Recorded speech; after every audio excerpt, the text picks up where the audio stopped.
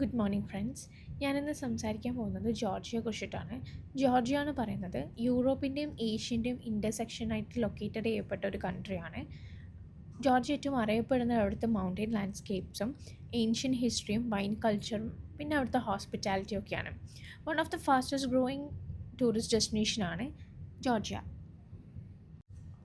ജോർജിയയുടെ capital Tbilisi ആണ്. അവിടുത്തെ currency Georgian lari ആണ്. GEL ആണ് 3 ലെറ്റർ കോഡ് വരുന്നത്.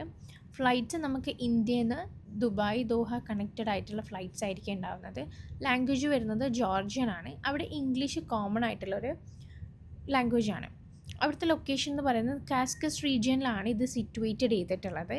ബോർഡേഴ്സ് എന്ന് പറയുന്നത് Russia, Turkey, Armenia and Azerbaijan. അവിടെ നമുക്ക് ഏറ്റവും കൂടുതൽ കാണാൻ പറ്റിയ ലാൻഡ്സ്കേപ്സ് എന്ന് പറഞ്ഞാൽ സ്നോ കോപ്ഡ് മൗണ്ടെയ്ൻസും ഗ്രീൻ വാലീസും ബ്ലാക്ക് സീ കോസ്റ്റ് ലൈൻസും ഹിസ്റ്റോറിക്കൽ ഓൾഡ് ടൗൺസും ആണ്. ക്യാപിറ്റൽ സിറ്റി ടിബിലിസിനെ കുറിച്ച് പറയുകയാണെങ്കിൽ അത് അവിടുത്തെ ഫേമസ് ആയിട്ടുള്ളത് ഓൾഡ് ടൗൺ ഷാമും സൾഫർ ബാത്ത് ഹൗസും അവിടുത്തെ മോഡേൺ കഫേസ് ആൻഡ് നൈറ്റ് ലൈഫാണ് ടിബിലിസിനെ കുറച്ചുകൂടി ഭംഗിയായിട്ട് കാണിക്കുന്നത്.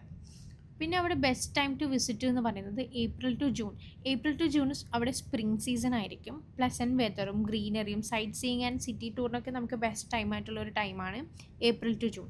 ജൂലൈ ടു സെപ്റ്റംബർ ആണെങ്കിൽ അവിടെ സമ്മർ ആയിരിക്കും. നമ്മൾ മൗണ്ടെയ്ൻസും അവിടുത്തെ ബത്തൂമി ബീച്ചസും കാര്യങ്ങൾക്കൊക്കെ ബെറ്റർ ആയിട്ടുള്ളൊരു ടൈമാണിത്. ഡിസംബർ ടു ഫെബ്രുവരി ആണ് അവിടെ വിൻ്റർ ആയിട്ടുള്ളത്. അത് വിൻ്റർ ടൈം കൂടുതൽ എക്സ്പീരിയൻസ് ചെയ്യാൻ ആഗ്രഹമുള്ള ആൾക്കാർ ഡിസംബർ ടു ഫെബ്രുവരി പോകുന്നതായിരിക്കും കുറച്ചുകൂടി ബെറ്റർ.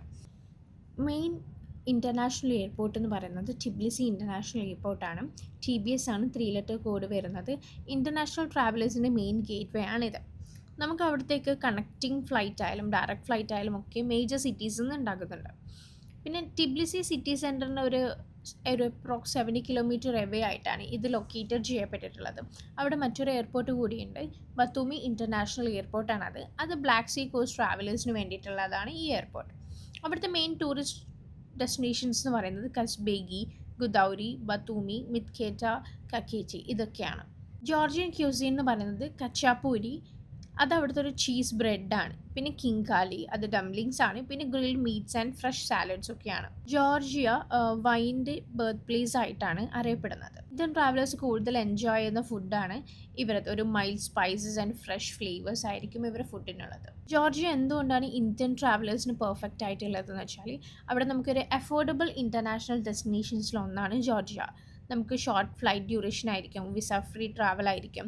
അവിടെ നമുക്ക് സിനിക് നേച്ചറും അവിടുത്തെ കൾച്ചറും പിന്നെ നൈറ്റ് ലൈഫും എല്ലാം ഒരുമിച്ച് നമുക്ക് എൻജോയ് ചെയ്യാൻ പറ്റിയ ഒരു പ്ലേസാണ് ജോർജിയ.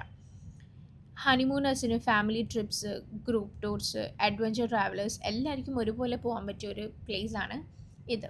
ടിബിലിസി എന്ന് പറയുന്നത് അവിടുത്തെ ഒരു ക്യാപിറ്റൽ സിറ്റിയാണ്.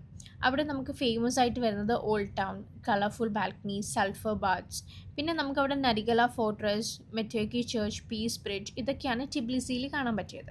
കസ്ബേഗ് എന്ന് പറയുന്നത് നമുക്ക് കൂടുതൽ ഈ photography, nature lovers, mountain lovers അവർക്കൊക്കെ ബെസ്റ്റ് പ്ലേസാണ് കസ്ബേഗ് വരുന്നത്.